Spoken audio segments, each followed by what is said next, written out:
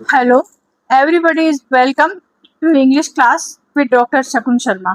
हमने पिछली क्लास में पढ़ा था, सेंटेंस पढ़े थे, लेकिन ज़्यादा डिटेल में नहीं पढ़े थे, कुछ ही पढ़े थे। फिर मैंने कहा था कि आपको अगली क्लास के अंदर डिटेल में पढ़ाऊंगी। तो देखिए, किसी भी भाषा को जानने के लिए हमें टेंस पढ़ना बहुत ज़रूरी है, चाहे हिंदी हो, इंग्लिश हो, पंजाबी हो, उर्दू हो, आसामीज हो, खसिया हो, जयंतिया हो, मिजो हो, जो भी लैंग्वेज हो, उनके लिए, सब भाषा के लिए, ईच एंड एवरी लैंग्वेज के लिए हमें ग्रामर में टेंस जानना बहुत ज़रूरी होता है। तभी हम कन्वर्सेशन कर सकते हैं, और तभी हम अगर बुक पढ़ेंगे तो बुक में से तभी हम जान सकते हैं कि ये वो टेंस है और ये टेंस, ये प्रेजेंट है, ये पास्ट है, ये फ्यूचर है, ये फ्यूचर कंटिन्यूस टेंस है। इसलिए आज हम आगे जा कर के ये पढ़ रहे हैं डिटेल में, ठीक है।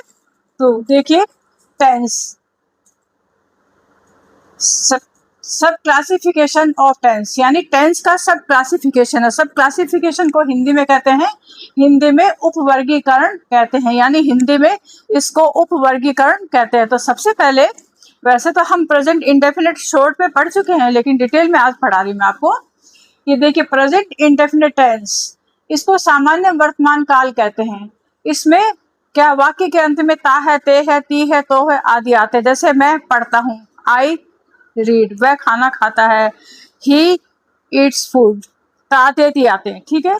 और नेक्स्ट, प्रेजेंट कॉन्टिन्यूस टेंस, जैसे भी ये है वर्तमान काल, इसमें कार्य का निरंतर होना पाया जाता है। इसमें क्रिया के अंदर आईएनजी लगता है। जैसे she is reading her book, वह अपनी किताब पढ़ रही है, तो इसमें रीड, READ, रीड है, ये वर्ब है, इसमें आईएनजी लग जाएगा। She is reading her book, वह अपनी किताब पढ़ रही है, यानी कार्य का जारी रहना पाया जाता है। अब हम आते हैं present perfect tense. Present perfect tense में ये पूर्ण वर्तमान काल होता है। इसमें कार्य का क्या अभी अभी होना पाया जाता है। जैसे मैंने कहा कि I have done my work, मैंने अपना काम कर लिया है, इसमें क्रिया की थर्ड फॉर्म लगती है। She has eaten her food, उसने अपना खाना खा लिया है। Okay, then we are going to present perfect continuous tense. देखिए, ये प्रेजेंट परफेक्ट कॉन्टिन्यूस टेंस है। इसमें भी क्या है, कार्य में रहा है, रही है, आते हैं, लेकिन इसके साथ में duration of time and point of time जुड़ा रहता है, और इसमें हैव बीन और का प्रयोग होता है। यस, जैसे ये सेंटेंस लिखा है, प्रेजेंट परफेक्ट कॉन्टिन्यूस टेंस में है, इसमें सिंस और फॉर का प्रयोग होता है। वह 2 घंटे से पढ़ रही है, she has been reading for 2 hours. 2 hours के लिए 4 आएगा, लेकिन वह 2 बजे से पढ़ रही है। She has been reading since 2 hours, यानी ड्यूरेशन ऑफ टाइम के लिए 4 का और पॉइंट ऑफ टाइम के लिए सिंस का प्रयोग आ रहा है। जैसे 5 बजे बताया तो बिल्कुल एग्जैक्ट 5 ही बजे होंगे। 2 घंटे में तो किसी भी समय हो सकता है, 2:05 भी हो सकता है, 2:04 भी हो सकता है। Clear to everybody? अच्छा, प्रेजेंट इंडेफिनिट टेंस, जिस वाक्य के अंत में ता है, ते है, ती है, तो है आदि आते हैं, ये सामान्यतः प्रेजेंट होते हैं तथा वर्ब में फर्स्ट फॉर्म लगता है। इसमें मैंने आपको बताया था कि प्रेजेंट इंडेफिनिट में वर्ब की फर्स्ट फॉर्म लगती है। जैसे वह पढ़ता है, ही रीड्स, मैं सोती हूँ, आई स्लीप, तो वर्ब की फर्स्ट फॉर्म लगती है। और जैसे सेंटेंस में लिखा है यहाँ पे एग्जांपल में, आई प्ले फुटबॉल, मैं फुटबॉल खेलता हूँ या खेलती हूँ। तो देखिए, आई है, ये सब्जेक्ट है, ये प्ले है, ये वर्ब है, और ये ऑब्जेक्ट है। मैं फुटबॉल खेलती हूँ, तो आई के साथ में ये प्ले लगा है, और यहाँ आई गो टू स्कूल, मैं स्कूल जाती हूँ। ये प्रेजेंट इंडेफिनिट टेंस है।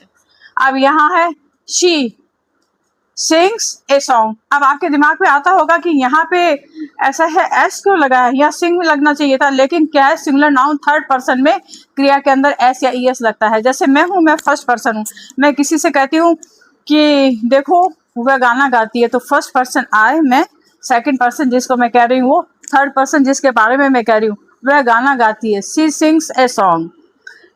Third person must be singular, third person है वो अकेला होना चाहिए, तब हम क्रिया में एस या ईएस लगाते हैं। ये इसके अलग अलग नियम है, कहाँ पे एस लगता है, कहाँ पे ईएस लगता है, जो ऊपर आपके लिखे आगे मैं बताती हूँ। और जैसे ही ये इसकी फॉर्म 3 होती है, जैसे प्ले है, आई प्ले, मैं खेलती हूँ, आई प्लेड, ये पास्ट में, मैं खेला, मैंने खेला। और थर्ड है आई हैव प्लेड। ठीक, इसी प्रकार देखिए सिंग, फर्स्ट फॉर्म sang, संग। मैं गाना गाती हूँ, आई सिंग ए सॉन्ग, मैंने गाना गाया, आई sang। इसी प्रकार गो, वेंट, गोन, आई गो, मैं जाती हूँ, आई वेंट, मैं गई। क्लियर? ओके। तो अब देखिए इधर में अपन देखते हैं, यदि फर्स्ट फॉर्म के अंत में ओ या S, S H, C H, X होते हैं तो यस लगाते हैं। जैसे एग्जाम्पल दिया है गो, तो गोज। जैसे ही गोज, वह जाता है, ही के साथ में, फिर गो के साथ में हमने एस क्यों लगाया, उसके साथ में ईएस लगता है। ये कुछ नियम होते हैं। ही गोज, वह जाता है। ये मिस है, मिस का मतलब है याद करना, यानी रीना मिसेस हर मम्मी, यानी रीना अपनी मम्मी को याद करती है। ठीक है। टीच, टीच मीन्स पढ़ाना। सी टीचेज अस इंग्लिश, वह हमें अंग्रेजी पढ़ाती है। वॉश, धोना। She washes my cloth, yes, she washes my cloth, ये लगेगा। और जैसे mix, mixes. Glass, glasses, yes लगेगा। यदि फर्स्ट फॉर्म ऑफ वर्ब के अंत में, अब ये देखिए, ये जानना बहुत जरूरी है आप लोगों के लिए, यदि फर्स्ट फॉर्म ऑफ वर्ब के अंत में वाई आता हो, तो उसके वाई हो और उसके पूर्व में हमें कॉन्सोनेंट लेटर है, तो वहां पर हम वाई को हटा करके आई ई एस का प्रयोग करेंगे। अब सुन लीजिए दोबारा, यदि फर्स्ट फॉर्म ऑफ वर्ब, यानी हमारी जो फर्स्ट फॉर्म ऑफ वर्ब है उसके अंत में, जैसे यहाँ है carry, C A double R Y, carry, carry है, तो कैरी है, यहाँ पे ये कैरी के पहले जो लेटर आया है ये कॉन्सोनेंट है, आर ना, तो हम क्या करेंगे, आर को हटाकर आई ई एस में चेंज कर देंगे। इसी तरह से फ्लाई, यहाँ फ्लाई मीन्स मक्खी है, फ्लाई, तो यहाँ वाई आया है, यहाँ पे वाई है, वाई के पहले ये एल लगा है, एल है, ये है कॉन्सोनेंट, तो यहाँ पे हम फ्लाइज कर देंगे, आई ई एस कर देंगे। इसी प्रकार W O double R Y, worry, तो यहाँ है आर है, ये भी यहाँ पे कॉन्सोनेंट है, कॉन्सोनेंट है, तो हम यहाँ पे वाई को हटा करके आई ई एस कर देंगे। ये तो बहुत सारे ऐसे वर्ड्स हैं जो आपको याद करने पड़ेंगे। अब मैं सोचती हूँ कि शायद आपको सब समझ में आ गया होगा, मैंने क्लियरली समझा दिया है। ठीक, अब नेक्स्ट चलते हैं। अब हम प्रेजेंट इंडेफिनिट टेंस है, इनको डिटेल में पढ़ेंगे। ठीक है, देखिए फर्स्ट टेंस है आई गो टू स्कूल, यानी इसमें आई गो टू स्कूल में ता ती का यूज होता है। वी प्ले फुटबॉल, हम फुटबॉल खेलते हैं। सी सिंग्स ए सॉन्ग, वह गाना गाती है। दे रीड बुक्स, वे किताब पढ़ते हैं। रमन ड्रिंक्स टी, रमन चाय पीता है। अब आपको पता होगा कि देखिए यहाँ पे सिंग के अंदर एस लगाया है, सिंगुलर नाउन थर्ड पर्सन होने की वजह से हमने यहाँ पे एस लगाया है। और यहाँ पे रमन ड्रिंक्स टी, रमन है वो सिंगुलर नाउन थर्ड पर्सन है, इसलिए क्रिया में एस लगा है। अगर यहाँ पे ये दे है, दे भी थर्ड पर्सन है, लेकिन दे में क्या है, थर्ड पर्सन होते हुए भी ये यहाँ पे हमने यहाँ एस नहीं लगाया, क्योंकि दे में बहुत सारे आ जाते हैं, more than one. For this reason we put here only R E A D, read, they read books, वे किताब पढ़ते हैं। तो ये देखिए प्रेजेंट इंडेफिनिट सेंटेंस मैंने आपको बताए हैं कि सिंगुलर नाउन थर्ड पर्सन में क्रिया में एस या ई एस लगता है, और बाकी क्रिया फर्स्ट फॉर्म यूं की हो रहती है, I go, we play, she sings, third person होने की वजह से सिंग्स है। Okay, they read third person है लेकिन प्लूरल है, और यहाँ रमन थर्ड पर्सन है, सिंगुलर नाउन है, इसलिए क्रिया में एस लगाया है। क्लियर? अब इसके बाद में हम पढ़ेंगे नेगेटिव सेंटेंस में। नेगेटिव सेंटेंस में आपको पता होगा कि नोट लगता है, नोट लगते ही वो नकारात्मक यानी नेगेटिव सेंटेंस बन जाता है। I do not go to school, मैं स्कूल नहीं जाता। I do not, do not का मतलब नहीं, मैं स्कूल नहीं जाता हूँ, ये वही ता ते ती वाला है, ये नेगेटिव सेंटेंस है। I do not go to school, मैं स्कूल नहीं जाता। We do not play football, हम फुटबॉल नहीं खेलते। और शी, अब देखिए यहाँ पे, यहाँ शी डज, यहाँ शी के साथ डू नॉट क्यों नहीं लगा, समझिए। She does not sing a song, वह गाना नहीं गाती है। क्यों? कि यहाँ हमने लिखा था कि सिंगुलर नाउन थर्ड पर्सन में क्रिया में एस या ईएस लगता है यहाँ पे। तो यहाँ हम क्या है कि शी, इसको डू को डज में कर देंगे। सिंगुलर नाउन थर्ड पर्सन है ये, तो यहाँ पे हम डज में कर देंगे। She does not sing a song, जो एस है वो वाला वो हम इधर ले आएंगे, DOES डज कर देंगे। She does not sing a song, वह गाना नहीं गाती है। They do not read books, वे किताबें नहीं पढ़ते हैं। Raman does not drink tea, Raman चाय नहीं पीता है। यहाँ वही बात आ गई, फिर सिंगुलर नाउन थर्ड पर्सन है इसलिए क्रिया में हमने यहाँ पे डज लगाया है। क्यों?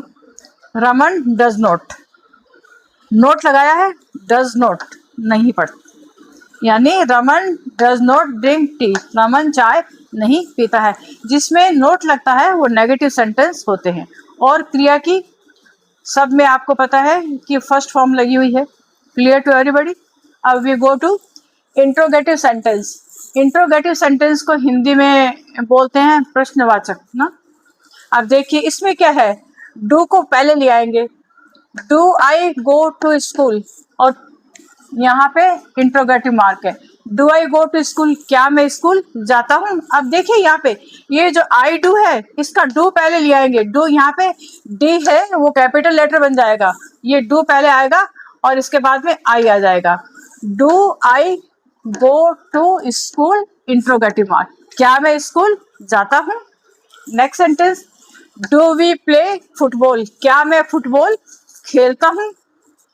Does she sing a song, क्या वह गाना गाती है, इंट्रोगेटिव मार्क के पीछे। अब देखिए यहाँ पे हम वही बात है, डज यहाँ पहले ले आए हैं है ना, यहाँ पे शी डज ये लिखा डज, इस डज को पहले ले आएंगे, डज पहले आएगा, फर्स्ट में आएगा, डी कैपिटल बन जाएगा, does she sing a song, क्या वह गाना गाती है, इंट्रोगेटिव मार्क है। डू दे रीड बुक्स, क्या वे किताबें पढ़ते हैं। फिर डज रमन ड्रिंक टी, क्या रमन चाय पीता है। तो यहाँ वही है कि हम डज को यानी क्रिया को पहले ले आएंगे और first letter will be always capital letter, you know that, interrogative mark. यानी ये तो है आपके सिंपल सेंटेंस, ये है नेगेटिव जिसमें ना लगता है, नोट लगता है, डू नोट लगता है, और ये है इसमें कहीं पे डज और कहीं पे डू। क्लियर? अब देखिए स्ट्रक्चर इसमें ऐसा है, I we you they plus verb की फर्स्ट फॉर्म आई। आप देखिए आई है ना, वी आई और वी, आई देखिए पहले आई है, आई के साथ में हमने क्या है वर्ब की फर्स्ट फॉर्म लगाई है, ये वर्ब की फर्स्ट फॉर्म है। इसी प्रकार वी के साथ में वर्ब की फर्स्ट फॉर्म है, और इसी प्रकार दे के साथ में वर्ब की फर्स्ट फॉर्म लगी है। और ऐसे ही शी इट इनके साथ में वर्ब की फर्स्ट फॉर्म लगने के बावजूद डज का प्रयोग होता है। ही शी इट, देखिए शी डज यहाँ लगा है ना, ये डज, तो यहाँ पे ये लगा है डज, और वर्ब की फर्स्ट फॉर्म तो इसमें आएगी।